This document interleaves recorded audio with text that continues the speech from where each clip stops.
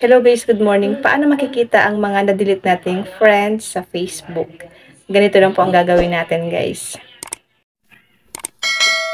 Punta lang tayo sa ating Facebook. Pwede nyo pong gamitin itong Facebook or yung Facebook Lite.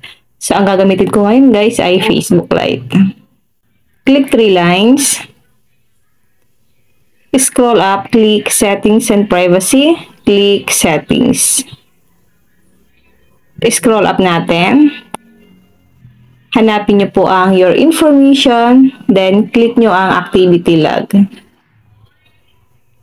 Scroll up natin ito. Hanapin nyo po ang Connections.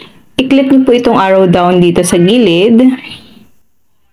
Makikita nyo po dito ang Added Friends, Remove Friends, Receive Friend Request, Connected Followers. Ayan, yan po. Marami po yan. Ngayon, piliin natin dito ang Remove Friends. Click natin itong arrow. Lalabas dito ang mga didelete natin na friend or ni-remove natin na friend. Halimbawa guys, ito. Click lang natin itong ni-remove nating friend. Yan. Kung gusto niyo pong ibalik siya na maging friend mo ulit,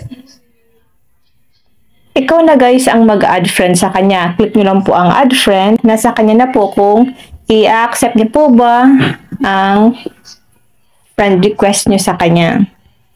Ano lang po ang gagawin nyo once na gusto nyo pong makita yung na-delete nyong friend sa Facebook.